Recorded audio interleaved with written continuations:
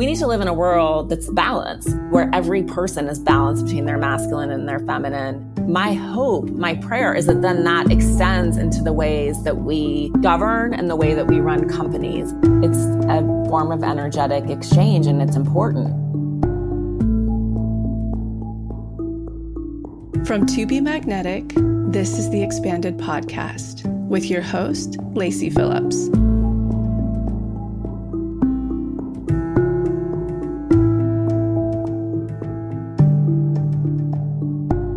As the leading destination for neural manifestation, we dispel the woo-woo in order to help you create real, tangible results based on neuroplasticity, psychology, epigenetics, and energetics. Our goal is to normalize the practice of manifestation and empower you to get into the driver's seat of your life in order to manifest the experiences, relationships, and things that most align with your authenticity. Part of our manifestation process entails expanding past your limiting subconscious beliefs.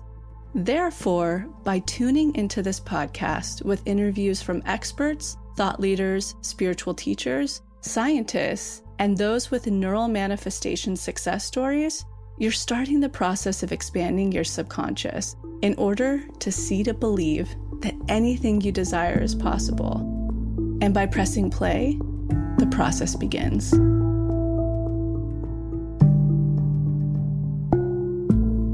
Welcome back, everyone, to the Expanded Podcast. Jessica here. So, as many of you have noticed from Instagram or Mighty Networks community group, we are now in week 2 of the Manifestation Challenge. Don't worry, we still have our sale going on, and you can sign up to join along at any time. It is not too late. We will have this challenge going on until January, so make sure to join on board. You can catch up over the holidays, or just go at your own pace and take it day by day. It's set out in the challenge for you. We will have all of the resources and tools and graphics shared in a highlight on the To Be Magnetic page, so just make sure to tune in.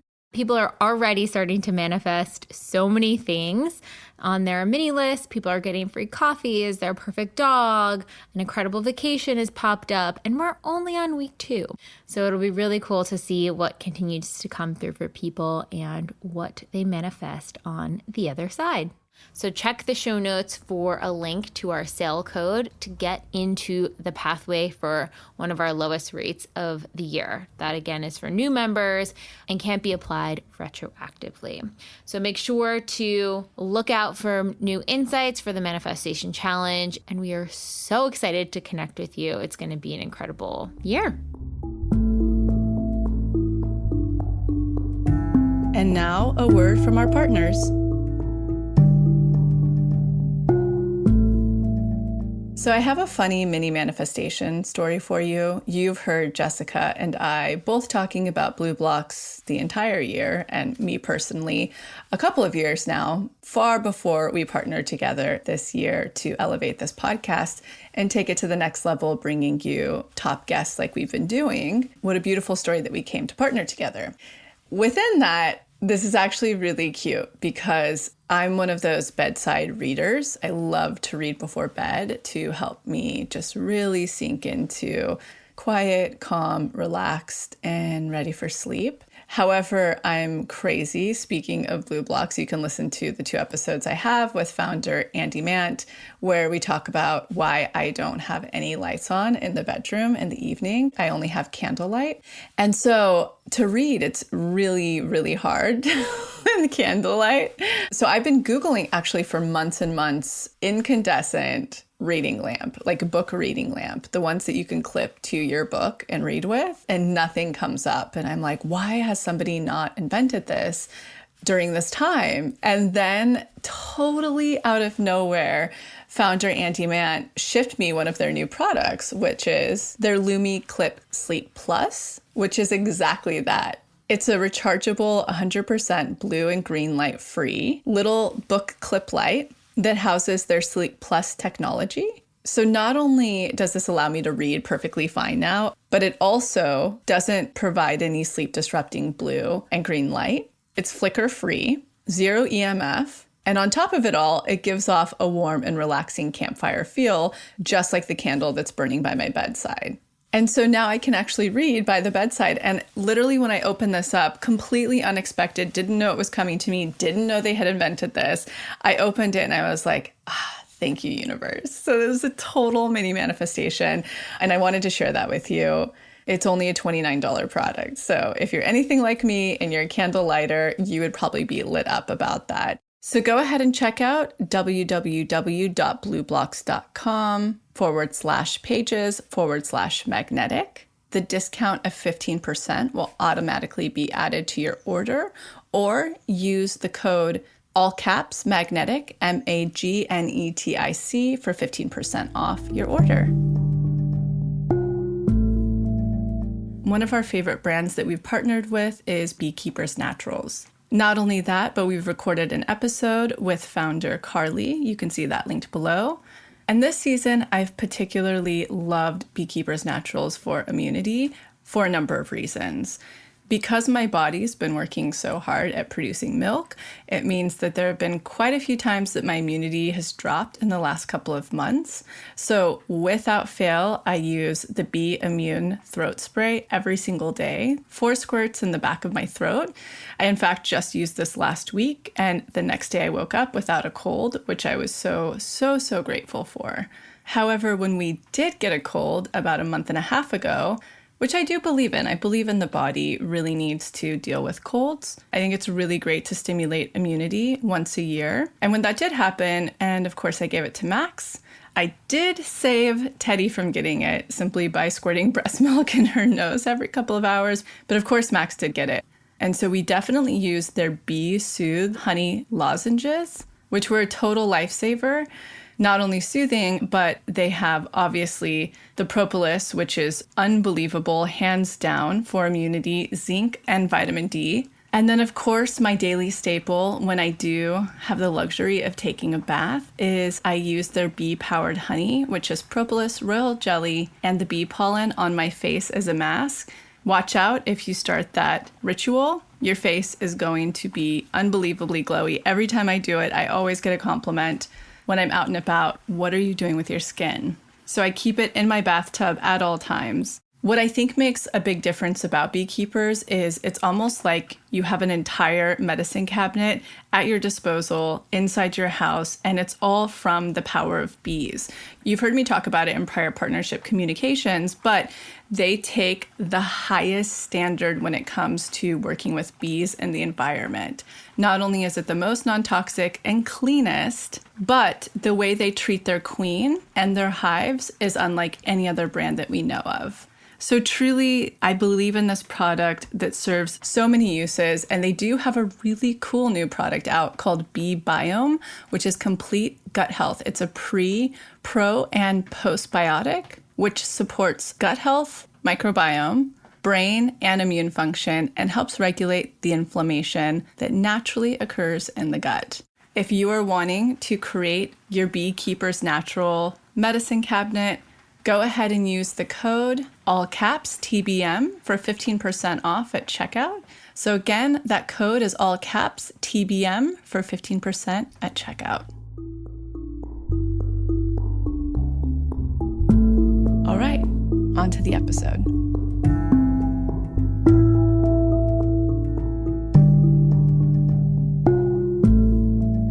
I'm so excited for today's guest. You probably recognize her voice as the former co-host of the Goop podcast, Elise Loehnen.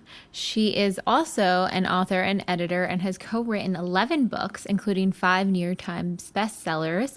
She now has her own podcast, Pulling the Thread, which is absolutely fantastic. And Elise is coming out with her own book in 2022. Elise is such a huge expander for me. When I first started co-hosting the expanded podcast, coming in with such a big audience and wanting to connect and resonate with all of you, but also wanting to be authentic to myself, I really had to look at other podcasters out there, and it was quite a learning curve coming in.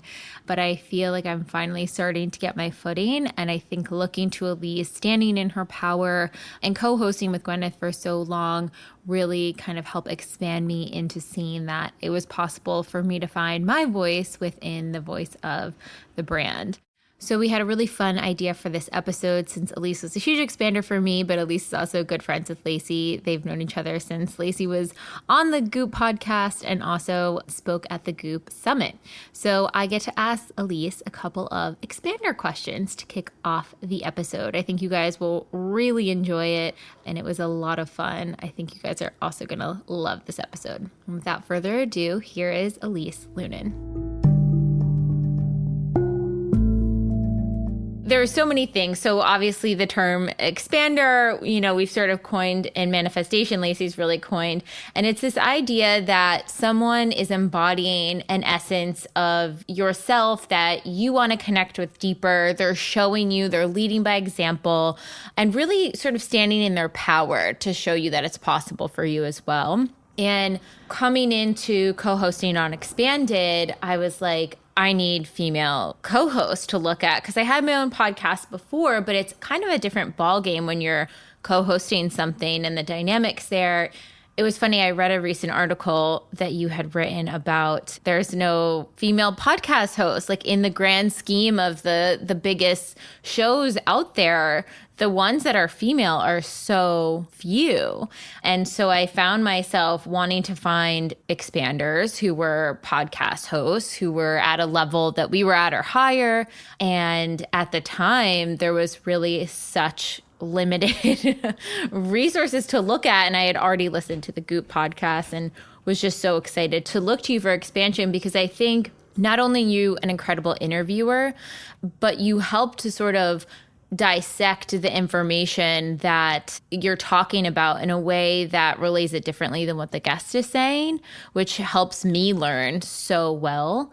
You're also extremely articulate and poised and graceful in your interviews. And it was just so expansive to listen to you as I was sort of following into this role in Expanded and seeing your growth, and then now hosting your own podcast and going on and writing your book. It's just been so wonderful to see. Thank you. That's so kind. And I really appreciate it. And I love the idea of expanders and how you guys have helped jettison that into the mainstream as a reframe on what I think so many of us, or the way that I've always perceived it in my life without that language, is envy. One of the reasons that I'm writing this book was this comment that Lori Gottlieb, the psychotherapist, made about how envy shows us what we want. And I think expanders and that idea is so important and crucial for women, because we haven't been coached in that. Instead, we've been coached to feel like, oh, I want that, or I want to be doing that. And then instead of letting that come up and processing that and understanding how to grow from that or what that information has, we shut it down. And that's how I was raised, because it's so shameful. And then I think it gets us stuck in that scarcity mentality where there can only be one, right? There's only one Oprah. There's only one woman on the board. There's only one woman in the executive level. And that's a reality. That's a physical reality, obviously, in so many businesses and places. But I think that type of thinking keeps us small, instead of, oh, look, like that is exactly what I'm going to do. And someone's doing it, which proves its possibility for me. And therefore, I can just continue to bushwhack and do it in my own way, but like achieve the same thing, surpass that, and then expand for someone else. So I love that idea. I think it's so potent and powerful for women in particular to really lean into it so that we can change this not very helpful paradigm that we live in.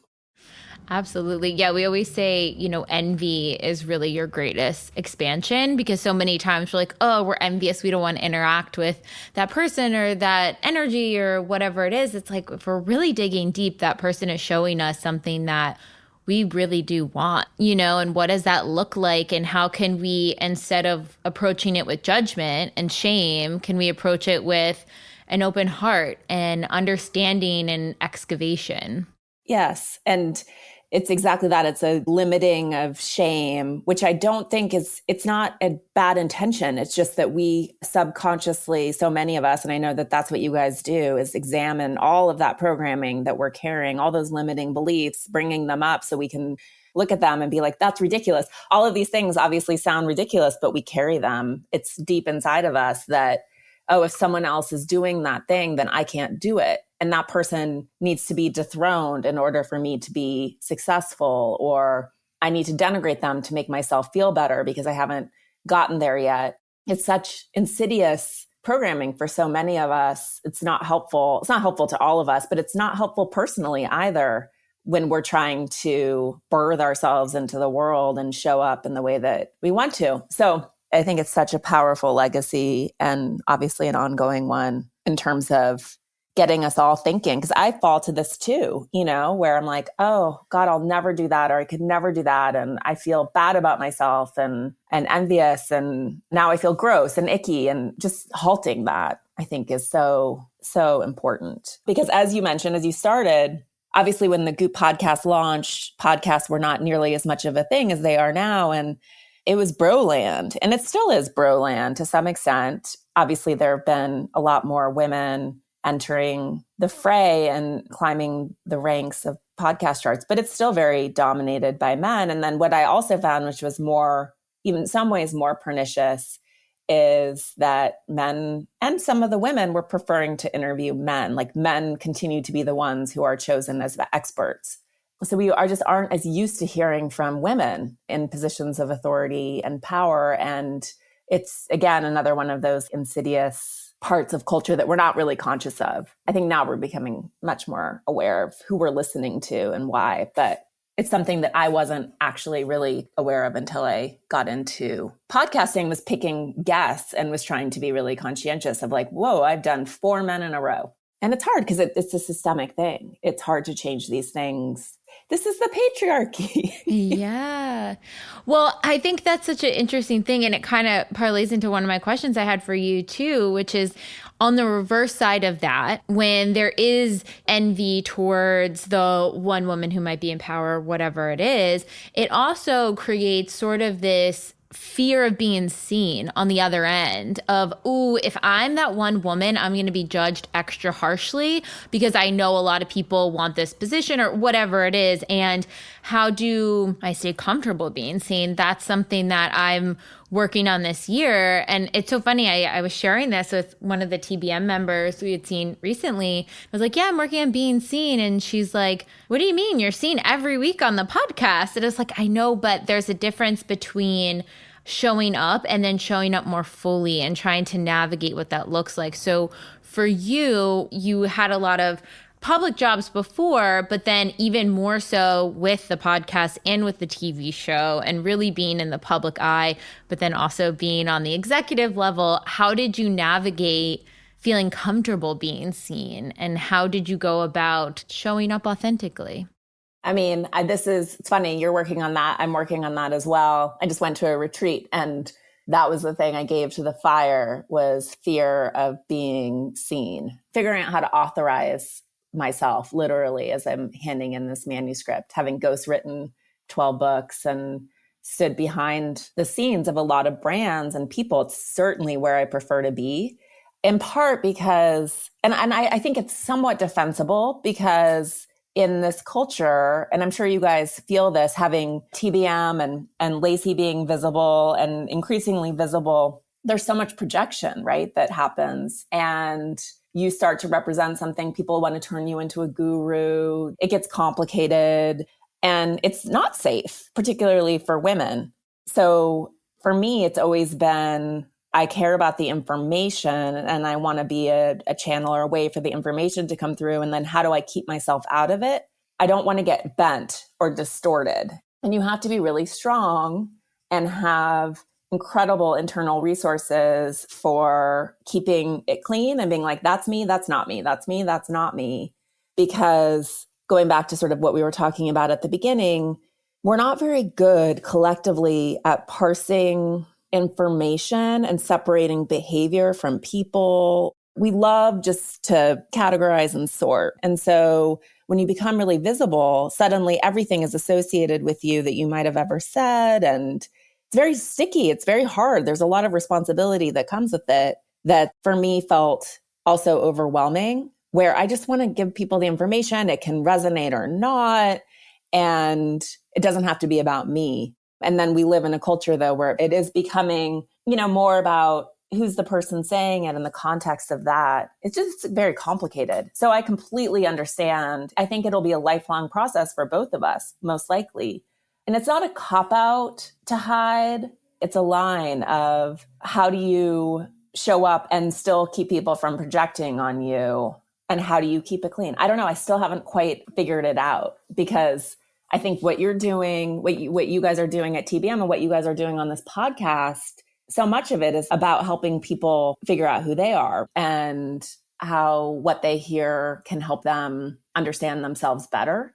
In a way, the less they identify, the less messy it is. I don't know. As you can tell, I haven't figured it out. But I think that in and of itself is so expansive to me, because I'm like, here's this woman so successful, incredible at what she does, and you're still navigating it. And so that gives me sort of a breath of fresh air of, I don't have to be perfect at this.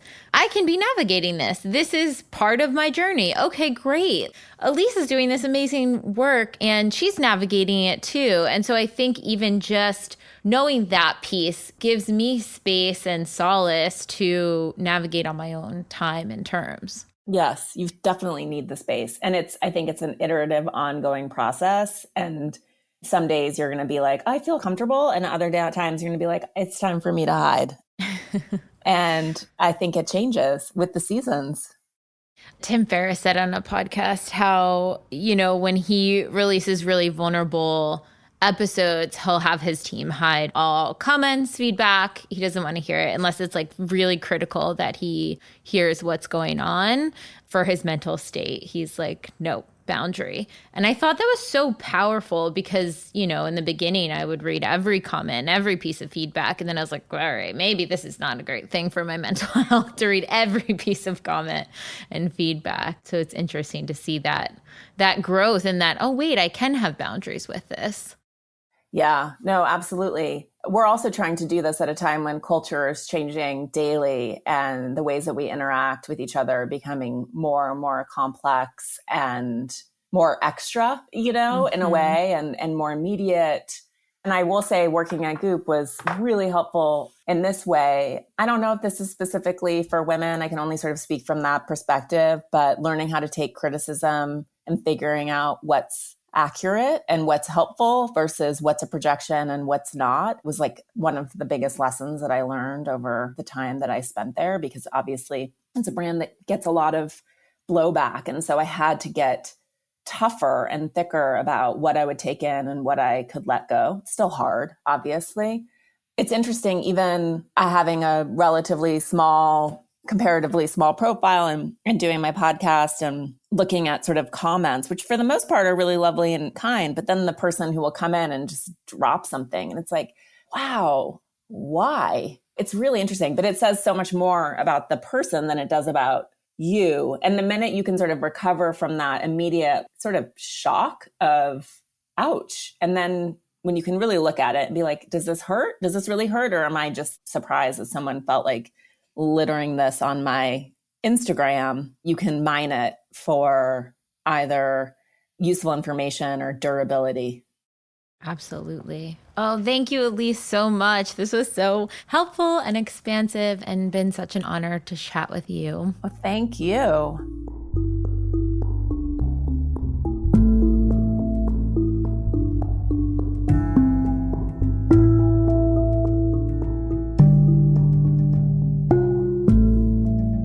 Oh my gosh, I'm so excited to reconnect with you. I know. How are you? Besides being a new mom. I'm a zombie, but I'm in like a total bliss bubble. And there's so much to segue into what you and Jessica were talking about, because in this space, I've kept myself extremely protected.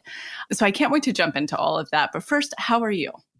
I'm doing well. I mean, like for everyone, this has been a wild and interesting time of primarily highs to mediums and some lows, but I'm good. Like I just passed in the manuscript for my book and I'm waiting to hear the feedback so that I can start working on it again. Writing a book is so fun.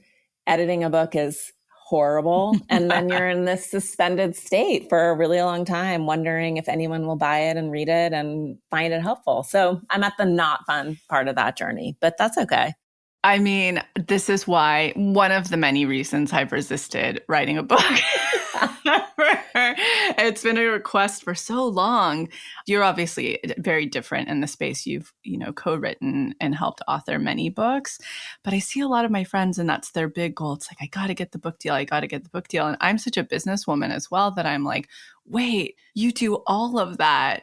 And then there's no real payoff at the end of it. I mean, there is, depending on who you are and how you sell and all of that good stuff. But for me, it just hasn't lit me up. So I'm so impressed when somebody has completed that process, because I don't think many people know how excruciating and long it can be. It is excruciating and long. It's not even that you're a business person. I think you just understand intuitively and through practice different formats and mediums, and you can reach so many people. You understand formatting and you understand how to program. And so I think books often, it is this totem of respectability and some sort of nebulous finish line in people's minds of like, once there's a book in the world that's printed, I matter or I exist, or there's some sort of permanent legacy, which is completely a reasonable understanding. But as you said, it's really hard.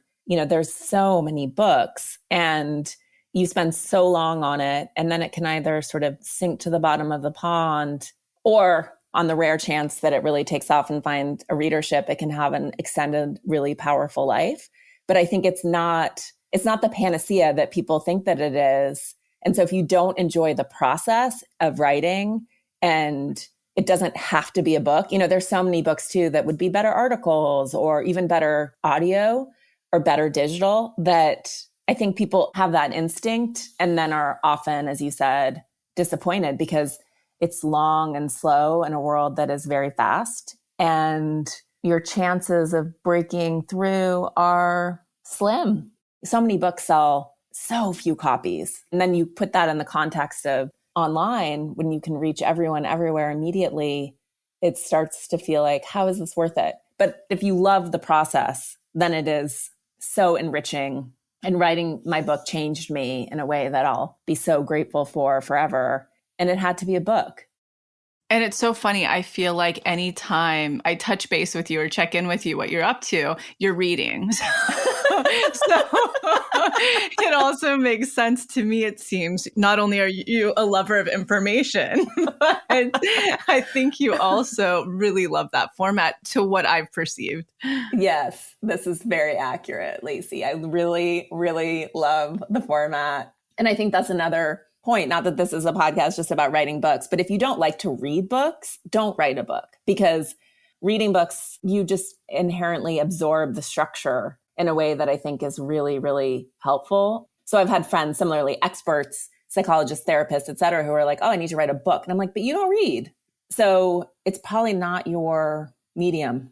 But yes, I do. I love to read. Well, we're going to touch back in on the book quite a bit, but I want to do a tiny pivot. Number one, what is your sun, moon, and rising in astrology, if you know all of them? I'm a Sag, but I'm trying to think of what my moon, I'm going to have to find out. I'm so embarrassed that I don't know it.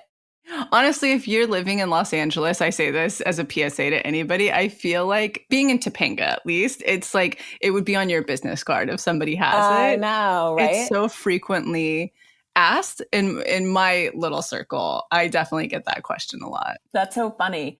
And then secondly, am I correct that your two sons' names are Max and Sam? Yes. So my partner, his name is Max and his brother is Sam.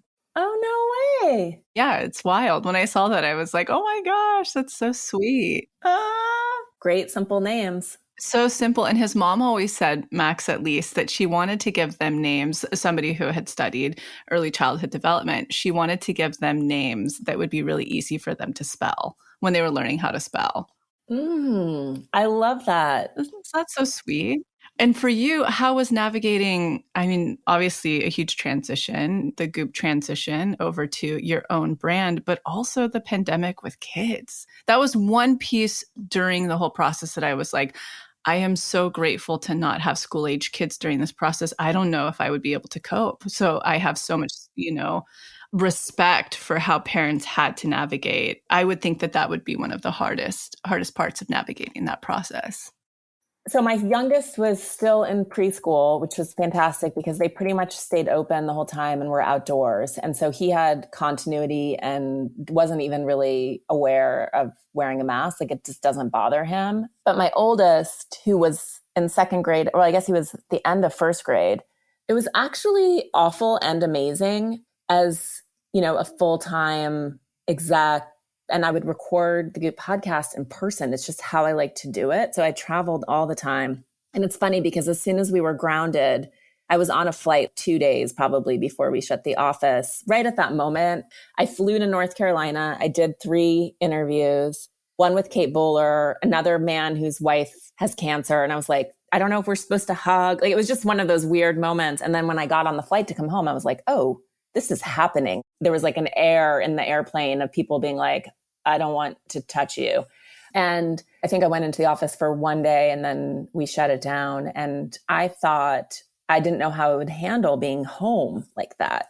And then I realized as I relaxed into it almost immediately, I was like, oh, I actually wasn't trying to like escape my family. That sounds mean, but I didn't like being in an office.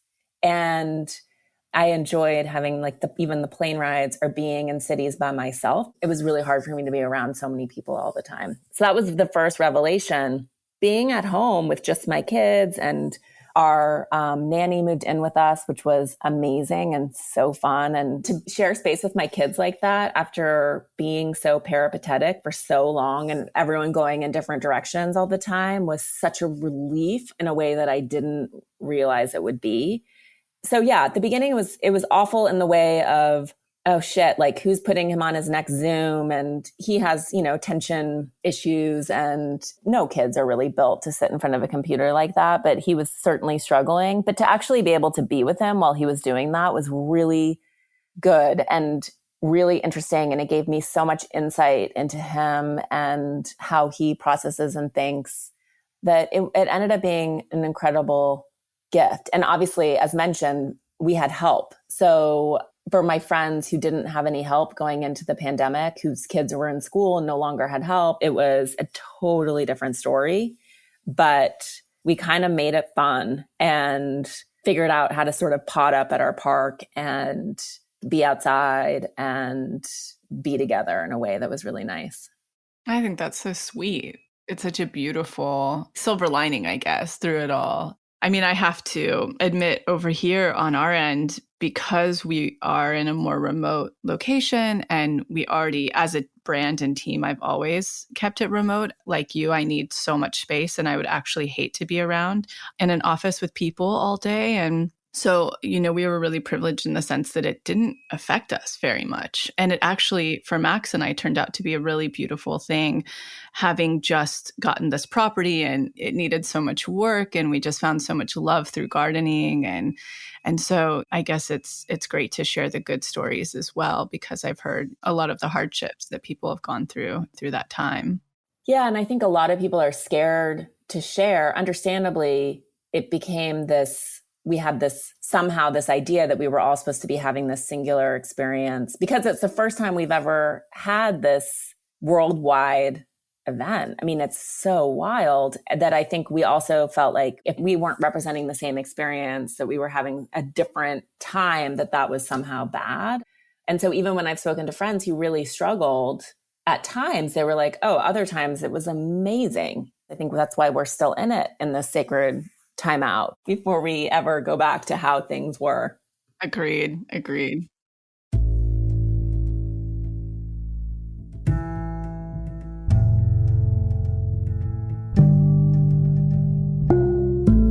So I'm quickly interrupting this episode to invite you, if you're ready to start your manifestation journey, or if anything you've heard in our manifestation episodes has piqued your interest, to begin. We have a la carte workshops in everything from the basics bundle, which is what we recommend to everyone who starts. It's the formula that actually teaches you how to manifest, unblocked inner child, and unblocked shadow. We also have a la carte workshops on love and money. But the real gem is the Pathway membership because it encompasses every single workshop we have. It's a year-long membership with full access to the few a la carte offerings we have and exclusive workshops not available anywhere else, such as the daily practice, which is what everybody in the pathway uses, hopefully at least 3 times a week to daily, in order to truly create the new neural pathways that one needs in order to manifest, and houses the library of our deep imaginings, which is our unique hypnosis process that allows you to get into your subconscious and overwrite those old neural pathways, creating the new ones. And for a limited time, we have our winter sale going on. So check the show notes if you are a new member signing up for a discount in order to join the pathway. Okay, now back to the episode.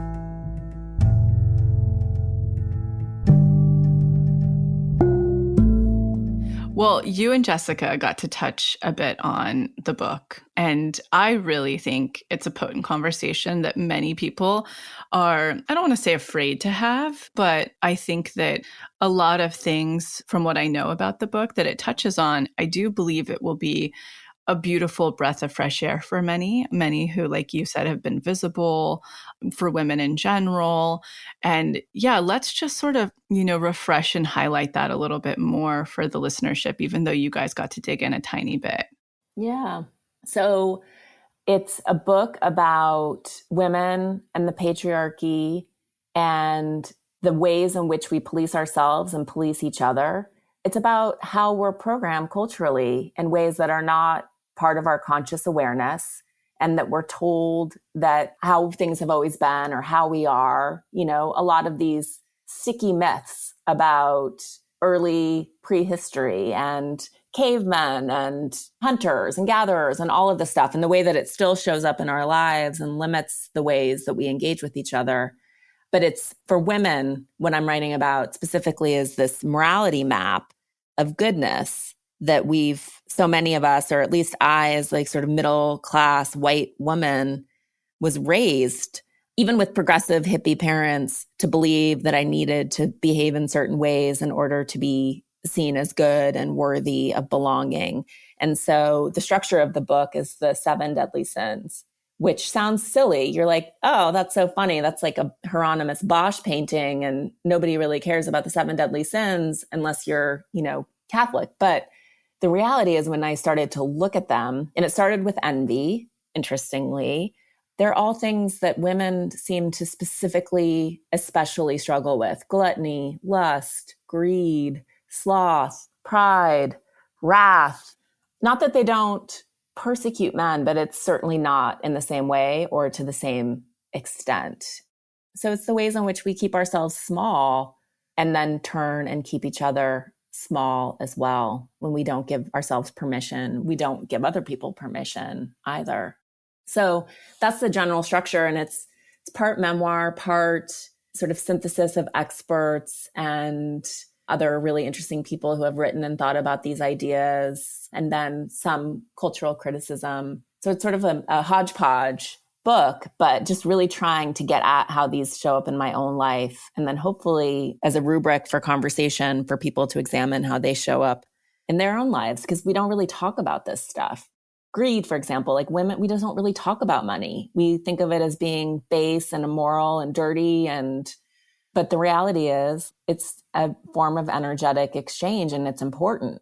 But it was an intense book to write, and I'm not done. I'm still editing it, but hopefully it will help, or at least put some wedges into conversations.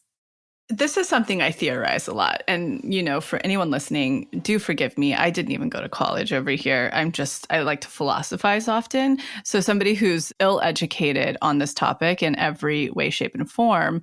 But I do sit and think about it often.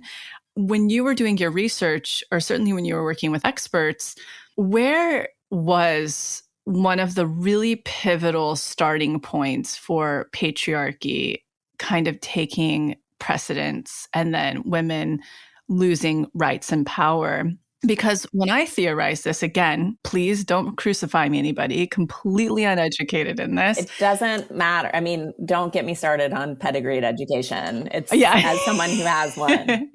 I'm often, and I'll say my mother-in-law, I talk to her about this and she is an academic, but I'm like, to me, philosophically, as far back as I understand and know, it seems that really religion, that really developed so much of the patriarchy, even from just the very simplicity of taking us away from focusing on natural cycles of nature. And so, yeah, to me, that's where it seems was a really big starting point. But again, I understand there was patriarchy in indigenous cultures, et cetera, but I just don't know. I'd love to hear what came up in your research. Yeah, no one knows, obviously, for certain. And what's always hilarious is that as they've gone back and looked at a lot of the assumptions that were made about our prehistory, like this anthropologist, Dean Snow, who went back and looked at like cave paintings, and the assumption had always been that they'd been painted by men, obviously, and that they were weapons of war. And then when they went back and used sort of updated science to assess them, they were like, actually, these are women's hands and they're painting plants. That's why the spear's inverse. And, it's ridiculous stuff like that. And like, there's an amazing anthropologist he was actually in the 40s, contested race theory, Ashley Montague. And he has always been very vocal about the fact that really we were gatherer hunters. We hunted very rarely and we gathered, we foraged, we ate snails, frogs, nuts, berries, and everyone participated equally in sort of the economy. So there are a couple of people who, for those who are interested, Rianne Eisler, I just interviewed her on my podcast, actually. She's, I think, in her 80s now. She wrote many, many, many incredible books. One that she's most famous for was first published in the 80s called The Chalice and the Blade. She's a historian and an incredible thinker around systems. So she talks about her theory, which is the one that I lean on the most, that in our prehistory, as you alluded to, like we were affiliative, partnership-based societies, probably not matriarchal, like not dominance-based, not hierarchy-based. Like we were surviving together through codependency, really, or interdependence, and helping each other make it. There was no property to pass down. There was no sense of hoarding. There was this idea of living within the seasons, deep reverence for women as sacred vessels and creative beings. And the patriarchy, I'm trying to think of exactly when they date it to, but her theory, which is that these tribes, these warring tribes of Kurgans started moving from more arid or droughty parts of the world. And that was sort of the advent of war, which hadn't necessarily existed. And there's a lot of really fascinating archaeological evidence that like Atlantis was maybe Crete, and they were so far ahead, eons ahead with plumbing and all of these scientific advancements. So there's also this idea that we have that progress is always linear, and they don't think is true either, that sort of civilizations came and went and were far more progressive than what was happening in other parts of the world. So there's this theory that the Kurgans started pillaging, raping, enslaving. And that was really when the patriarchy and this idea of dominance and oppression became an organizing structure or principle in society. And that it wasn't our legacy traditionally or originally. And then you get into how it developed, and you brought up religion. And of course, before that, it was pagan. It was much more nature oriented, much more focused on women. And that was just sort of, I think, beaten out of us over centuries. You get into the witch hunts, you get into the way that women became persecuted, and certainly religion and Christianity was a huge part of it. And what's so wild, which I didn't really realize because I grew up, my dad's Jewish and my mom is a very lapsed Catholic, like a pretty traumatized Catholic who hates organized religion. And I didn't really know anything about religion growing up. Same. And yeah, so I just thought that these books existed. And then several years ago, I read Megan Watterson's book, Mary Magdalene Revealed, and then got really into the Gnostic Gospels and Elaine Pagel's work. So the history of Christianity is that, Jesus was a man, and I'm actually a huge Jesus fan. Same. All about Jesus. I like Christ consciousness is just bananas to me. Also, we need to talk about Jesus's healing powers too. I think that gets really swept under. Yes, Jesus was a healer, a balancer. And it was hundreds of years, 313 years that the New Testament became a thing. And between that time, it was the Christians were these heretical tribes. Like they were killed and tortured, and they were primarily, Gnostic people who did not believe there should be a church. That was what Jesus was preaching, that like God was within each of us. There was no church. And when they put the New Testament together, they kicked out a bunch of books, including the Gospel of Mary and the Gospel of Philip. And some of the most incredible Gospels were deemed heretical and destroyed. And as someone who is so novice at this, the New Testament is what brought Adam and Eve. Am I correct about that? No, that's Genesis. That's Genesis. But there are like so many versions of Genesis. I see. But the New Testament, which I'm not a theologian by any means. Yeah. but it doesn't have the voice of the feminine. The Gospel of Mary, for those who are interested, is amazing. It's a beautiful gospel. They recovered 2 copies of it. It really wasn't studied or published until like the 80s or something. And what it puts forward is Mary was the one who was at his tomb when he ascended. And she sort of puts forth her version of that and of talking to Christ when he resurrected. And he's saying, like, God is within you. It's the same thing. It's this direct connection to the divine. And it's so beautiful. And it makes complete sense, of course, that it was threatening to this church. And what happened is the Roman government, they decided to sort of adopt Christianity, make it the religion, put it into the same 3-rank hierarchy, and make it a thing. And they weaponized it and used it to corral and control people. And they established this idea that it's patriarchal and that you really only, you need to go to a priest. It has to be mediated through a third party. And the sins were invented in the 4th century or were created as these 8 deadly thoughts by this monk in the Egyptian desert, Evagrius Ponticus, who also they think created the Enneagram. Wow. But then these things are like a game of telephone, and then suddenly we think of these as part of the Bible. The 7 deadly sins aren't even in the Bible. It's all cultural. It's all invented. And then it becomes these strings that keep us like dogmatic. Yeah. It's so interesting. And we sort of take these things as wholesale and don't really know where they came from. They're just part of us. As a spiritual person, this is something I'm going to have to truly dig into one day because I just find it all really interesting. And, I hope we're not offending too many people with this conversation because as you're laying out, it's just, research and facts and et cetera. But I know it can be very triggering for people. Not to get too far off on this, but I love that you did use the 7 deadly sins because as you were talking about them, I can think of all of them being a trigger in my life at some point or having the messaging around them as a woman being problematic. Yes. Isn't it wild? It's pretty amazing and interesting. Yeah. I think we think about, and obviously it starts in our own families and it starts how we parent and how we were parented, et cetera. But like you can have the most amazing parents in the world and you're still in the culture. It's still being whispered into your ear and coached into you and you pick it up telepathically. And so as you know, in your life's work, we're driven by things that we're not really consciously aware of. But I do think that socially we're getting to a place, and we see this obviously with BLM and white supremacy and this idea of systemic racism, where people are sort of grokking this idea finally of, oh, I'm not racist, but it doesn't mean that I'm not participating in a racist system or structure over which I have very little control. And biases that truly, like you're saying, have been programmed into us. Exactly. And so I think we're all sort of waking up and then waking up more. And in a way, patriarchy is like the master system of all of these other oppressive, it's the master system of racism and misogyny and xenophobia and this, like, you can hang with us or you can't. You are protected by the patriarchy or you exist in its margins. And women, white women in particular, are really like in this weird no man's land of understanding both sides and then being forced to some ways to reconcile it. And we don't have the tools or the language, or I think even the understanding to know where to put it or how to process it.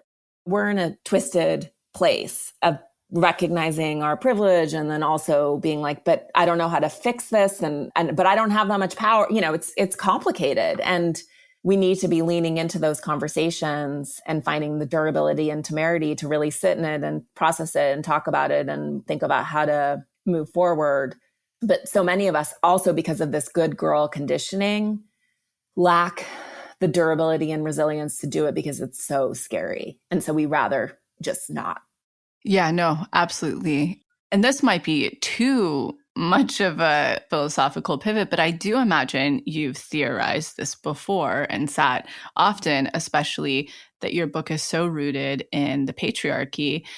To me, I mean, to all of us in society, the patriarchy is so embedded, and it's generation and generation after generation. What does the true, quote unquote, the Aquarian age or a society that isn't, or even a business that isn't still rooted in like deep capitalism and patriarchy really look like? Because I was having an interesting conversation not long ago with Zach Bush, and he's been spending a lot of time with tribes and indigenous cultures and obviously learning so much, and it was such a profound conversation. But I'm like, oh wait, didn't we try that experiment in the 60s? And that's why all of my friends are taking care of their hippie parents without any retirements and stuff, because it is so it's so deep, like the system is so deep. So it's Yes. like, I mean, what are your thoughts just around, like, now you get a Sag and an Aquarius talking, and we're just going to go out there. But I'm genuinely so curious right now of like, when you look at this, or as you're carving out your company now, your own brand, having researched this so much, like, what does that look like? And one that's with equity and profitability. Yeah, I just don't know what that looks like, literally. I think that's the question. And Rianne Eisler, who I had mentioned, like that's a lot of the focus of her work, is like the caring economy and how we replumb markets. Not all parts of the patriarchy are bad in the sense of like, we need organizing principles and laws and governance and markets and some version of capitalism. But as you said, there's been this problem, particularly with white feminism.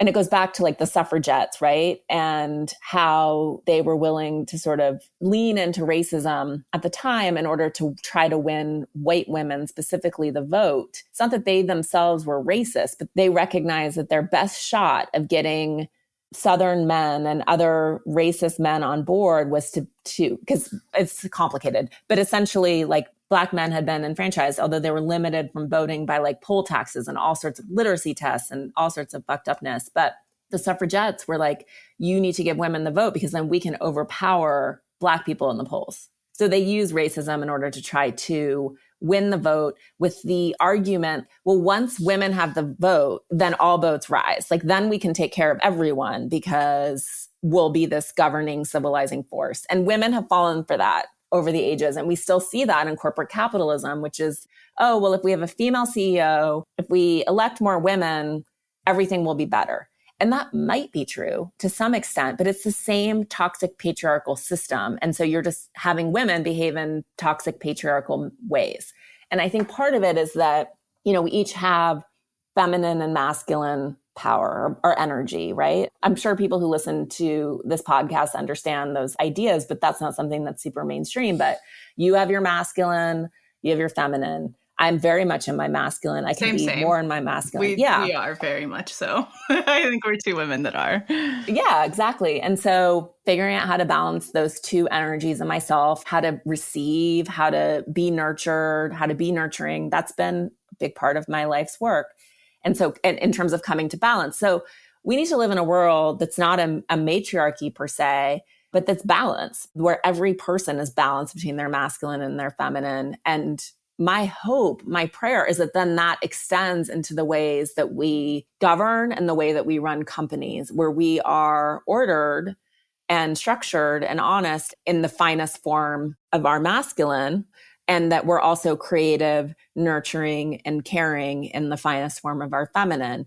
And that we can start to create companies that are focused on stakeholders, not shareholders, but that really it's about, a complicated bottom line that takes into account the planet and people.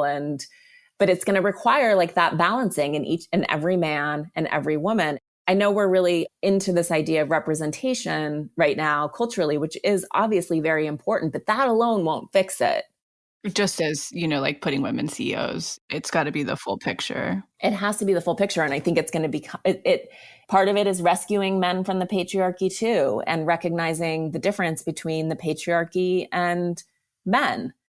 I think that's a really important line. You articulated that in a way that I haven't quite been able to.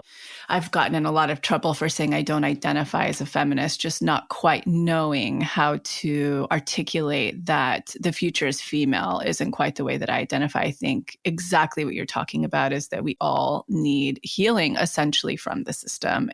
And I love exactly the way that you're talking about it, the balance, getting back into that we all play a role. Kind of at the beginning, at the top of the research that you were talking about, essentially is what it seems like you might be leading towards. Yeah, because part of what I was thinking about in the book is I was like going through my life and thinking about like who have been the more beneficent and the more pernicious actors, right? And it's a mixed bag. Some of my favorite bosses have been men who have been champions and incredible mentors and supportive and have paid me really well and cared about ensuring that I have plenty of time to be with my kids. So the sort of idea of like men are bad, women are good, it only gets us so far. And like, I'm certainly a feminist, but by being a feminist, I'm not anti-male. I have 2 boys. I love my husband dearly. And I recognize the ways in which my husband has been victimized by the patriarchy or that sort of structure of how he needs to be and show up in the world. And I certainly don't want that to happen to my sons. I want them to have their full freedom of expression. I want them to cry. I want them to care and be empathic and nurturing. And maybe they just want to be dads when they grow up. As part of this, yes, we need equity for women. And yes, we need to recognize the ways that these systems hurt all of us. No, I totally agree. And making the disclaimer here, I absolutely identify as a feminist as well. I do believe in equity, but exactly the way you're articulating it is exactly my same belief system. You're not anti. It's like that needing to figure out who the person to blame is. It's like, I mean, there are clearly toxic people that need to be held accountable. And I'm not saying that at all, but like part of this is a reckoning with what's the puzzle board that's holding us in place? And then how do we begin to address that? I love that. That's really hopeful. Yeah, so much to say here, so much to talk about. And I could just go on and on about that, but amazing. And when do we, because I think your book, obviously you're going to go through the rewrites, et cetera, that I'm like, now when do I get to read this? Well, I'll send you an advance copy as soon as I have them. Hopefully my book will be out in January of 2023, assuming that we can get it finished by January, which is what we're aiming for. Wonderful. But as you know, these things take forever. And then in the interim, I'm just hosting my podcast and thinking about these things and trying to figure it out. How do we move from where we are to where we need to be? And the focus of the podcast, because everyone should go listen. Tell us what we have to look forward to, because I know you just launched it not long ago. So there's much to anticipate. It's new. You're going to have to come on. It's similar to the conversations that I was having on the Goop podcast in that it's an interview series once a week at this point, exploring a lot of these things that we're talking about, like patriarchy, how that shows up in our lives emotionally. It's people like Harriet Lerner, who wrote The Dance of Anger, talking about processing our feelings, anger, self-definition, and boundaries. It's people like Heather McGee talking about zero-sum thinking, or Terry Real, for example, in terms of men and the patriarchy, talking about how male depression shows up in really covert ways and how wounded boys become wounding men, which many of us have experienced. So it's similar. It's similar to sort of our conversation today. Lots of authors, which won't surprise you. And just hopefully different roads. Like, I think the power of any conversation is that hopefully there's 1 or 2 small moments where someone is like, oh, that resonates, or that's me, or that actually puts something into context that I've been struggling to understand. That's what I'm going for. And then it looks to me, obviously through social media, like you've found a beautiful balance between Los Angeles and Montana. Am I right about that? I would like more of a balance, but yes, I'm from Montana and I've been going back a lot to ride horses. I grew up riding horses, going back this winter to ski again, finally, since COVID. Yeah, I mean, it looks like you're going to Yosemite. I mean, I think we're all being called back to nature in a profound way and recognizing how deeply we need the planet, hopefully before it's too late. I know. That's a whole nother conversation. I mean, it's one that I think about at 3 a.m. when I'm not sleeping. But for you, I'm curious because I have a certain feeling when you are back in Montana, what is the feeling that it invokes in you? And I might be alluding, and maybe you don't have this, but I certainly get a feeling back home. And I'm so lucky where home is, like you. There's so much wrapped up in it of peace now and safety, connection, invisibility when needed, an invisible career, just home. What does that mean for you? Because this is something I want people to think about. And again, not everybody has this experience, with what their biological home is or town, but that you can create this. So I'm just curious what it invokes in you.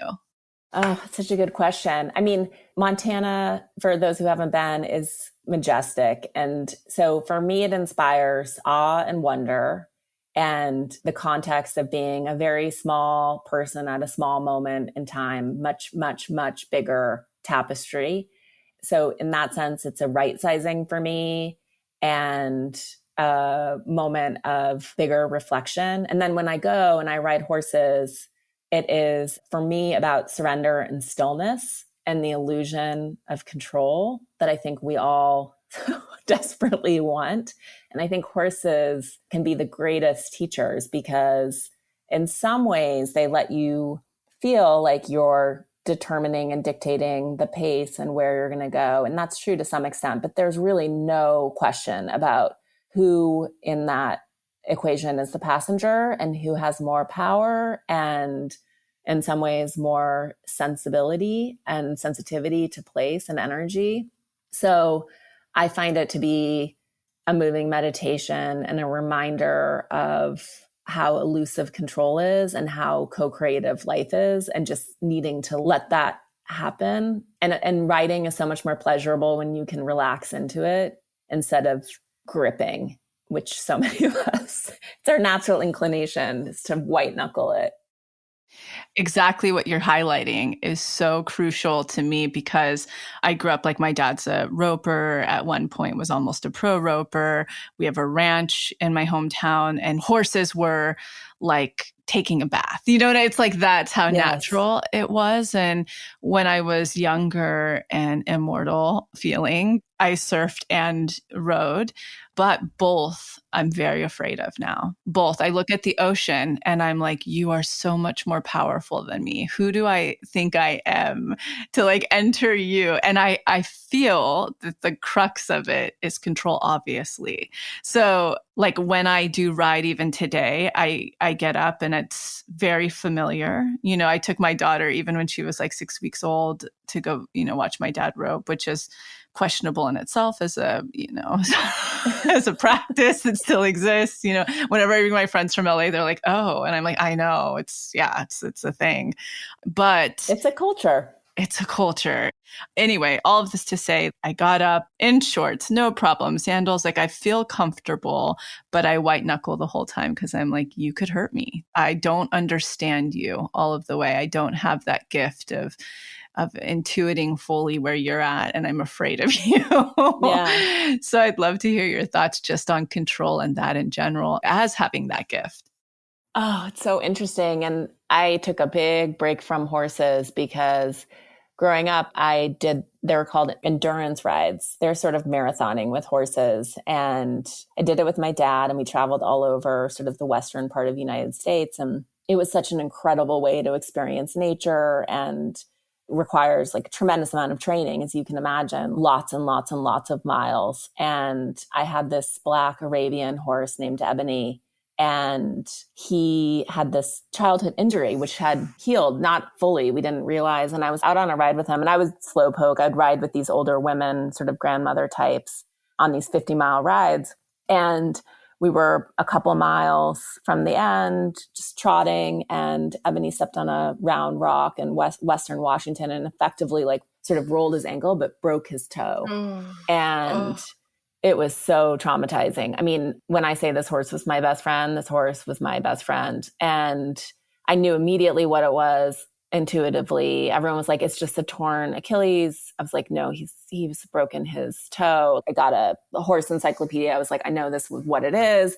We trailered him home. We took him to this incredible vet. Thank God my parents invested in surgery for him and saved his life. And then he needed a lot of rehabilitation, and we lived outside of town, and it was dark early, and I couldn't walk him the miles that he needed every day. And the woman who had sold him to me really wanted him back to rehabilitate him. And so I gave him back, and I could never see him again. And it was so sad. I felt so responsible. And then I went back to Montana to take my kids riding. It was like kind of one of the first times I've been back on a horse. And I had to do like a lot of healing around it. And one of the things was Ebony came to me in a journey. I was not on drugs, but I had this sense of Ebony, and we had a conversation. Effectively, he was like, you are not the master of the universe. Like, you can't control what happens always. And you needed to let other people take care of me. And that in of itself was a gift. And we had this whole conversation. I worked with it for like months, in part to get back to a place of really loving to ride again. And it came back to that question of like, who's more powerful? Who's responsible? Sometimes feeling guilty is a way of feeling like you have control, which sounds weird, but somehow my guilt made me feel like I had control over what happened to Ebony in a way that he was like, you didn't actually have control over that. So I don't know. I find horses just very wise. And I feel like you can also sense a personality. Like, there are very few mean horses in my experience. For the most part, like, they want to protect you and take care of you. That surrender of just letting yourself go. Like, I remember on one of the first rides, I ditched my husband and my brother who weren't riding as fast and went with a much faster group. And they let us go full on through this meadow, full gallop, when you're just flying.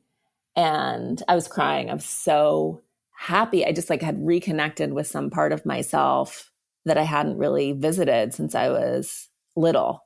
My husband was like, you were crying tears of joy? He did not understand it at all. And he was like, this is so uncomfortable. I don't like this at all. How are you crying tears of joy? I was like, you don't understand. But there's something about letting yourself be carried and trusting and just giving it over. And you don't let go of the reins, but you kind of let go of the reins. And that's hard. But letting myself be carried in that way has been so nourishing. Well, I think it certainly gets back to learning how to balance our masculine and feminine. Yes. And just two very masculine women, I would say, even hearing you talk about that, I'm like, wow, have I ever really felt that? So I understand how powerful that would have been, and probably continues to be. I guess that can be the, theme of this podcast, Yeah. patriarchy and systems, and truly coming back into balance and resonance, as the humanity, as an earth, as a people. Yeah, that's so powerful. So powerful. Oh, wow. We have a lot more to talk about. I know. Well, you'll come on mine. Maybe I can come back when my book comes out. We can get into it. I was just going to say, I'm so curious to continue that conversation, especially once things have been more finalized, because who knows what direction things could go in during these rewrite processes, but in editing. But I'm just so proud of you and so happy for you, and really excited that you're on your own and that we can all tune in and still enjoy and hear your really thoughtful conversations. Thank you. I so appreciate it. Where do we find you? I mean, we all know where to find you, but like, where does somebody find you who's like, where's Elise? Where's Elise? So my podcast is called Pulling the Thread, and it's available everywhere. And then I have a site I write blog posts on occasionally at eliseloehnen.com or Instagram. I rarely tweet, but I try to post on Instagram sometimes. I'm learning all of these things. I'm learning how to be myself in the world. Yeah, which has been kind of the theme. So, well, thank you so much. So grateful for this conversation. Oh, I'm grateful for you. Thank you for having me.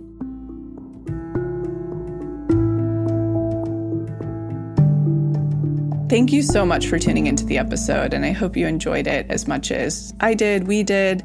And in case you're not totally ready to join the pathway yet, I wanted to share a few of our free offerings that I'll often suggest to people as a little bit of a blueprint to get them started on their manifestation journey. The first place I like to direct people completely for free is the motivation. You can see it linked below or on our homepage as our testimony library. And it's categorized by different subjects, whether you're calling in career, money, love, wellness, and much more. When you're reading about a member's experience of what they manifested, you're actually seeing to believe and showing your subconscious that that very thing is possible for you. The second place I like to direct people is to the free clarity exercise, which is also linked below. In it, you get to try our own unique hypnosis process, learn about the science, and some journaling prompts. And the best part about this, you'll get a tiny taste of what it's like to go into your hypnotic state, bring your subconscious forward, and create new neural pathways while receiving clarity.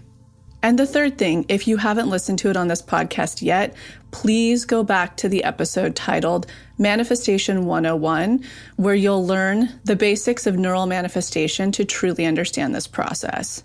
So go ahead and check out those free resources, the motivation, the free clarity exercise, and the episode Manifestation 101, all linked below. And in an effort to make sure to have representation in this process series, go ahead and submit any process testimonials you have, especially to our LGBTQ+ community, our BIPOC, as well as the Ys, which is anyone in the community who is 45 and over. All right, we'll be back next week.